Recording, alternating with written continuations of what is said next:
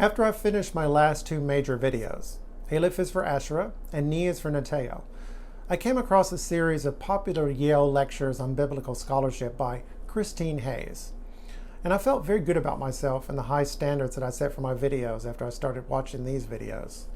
And if you'd like to do a deep dive on my work, you can watch those two and watch 3 of Dr. Hayes' lectures, all of which I've linked below. I'd like to think you'd be impressed too.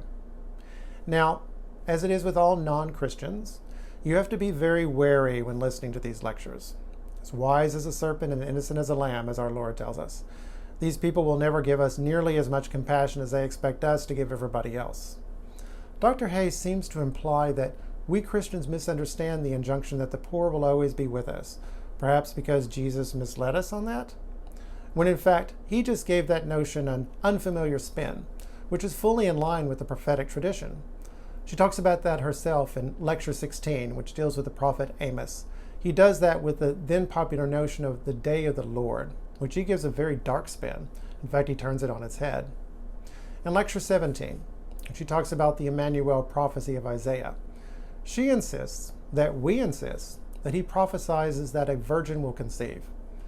Now, I don't know about the Eastern Orthodox or the Catholics, but I know my Southern Fundamentalist Protestants, and they say that this word means an unmarried young woman, and that it is implied that she is a virgin, because everywhere else that word is used in the Bible to describe a woman, she is.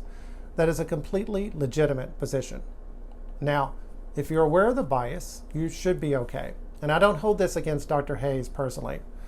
I mean, the entire modern cult of biblical scholarship hates Christianity. Girl, someday we'll talk. This is my cover for Aleph is for Asherah, and Ni is for Neteo. This is the 7th lecture. Now, if you saw it and you saw my videos, you would think I saw this first before I started those videos, but you would be wrong. The parallels between what she's saying here and what I say there made my heart sing. I took a big cognitive and theological leap in these videos, and I think that's going to pay off handsomely. At this point, she's talking about the divine name of Yahweh and the incident of the burning bush. I have a completely original spin on what's going on there. It's not incompatible with the classic tradition as she presents it. In fact, I would say it extends that tradition into the 3rd dimension. If you saw Aleph is for Asherah, you'd know what I mean. You should watch this whole lecture, but certainly everything from here to the end. Here's the bottom line. I've started stressing the polytheism of the Old Testament because its ultimate revelation is not monotheism, it's Trinitarianism. And we need to be careful to keep the individual identities of 3 particular Canaanite gods firmly in mind: El, Yahweh, and Asherah. And just like in Christianity, we need to be careful not to confuse the 3 persons of the Trinity. This is her 12th, talking about El's tent. He had a tent. Baal and other storm gods had temples of cedar. Yahweh has both. Yahweh is ultimately El, just as Jesus is ultimately God the Father. But again, we have to be careful not to confuse the persons of the Trinity. In another one of her lectures, she talks about the sudden and mysterious rise of thunder gods everywhere in the world at the expense of the older sky god, from the Middle East to Greece, even all the way over to India. Cannot find that part in her lecture, but I remember it vividly. And here's lecture 13, where she's talking about the Song of the Bow, which I call David's Lament.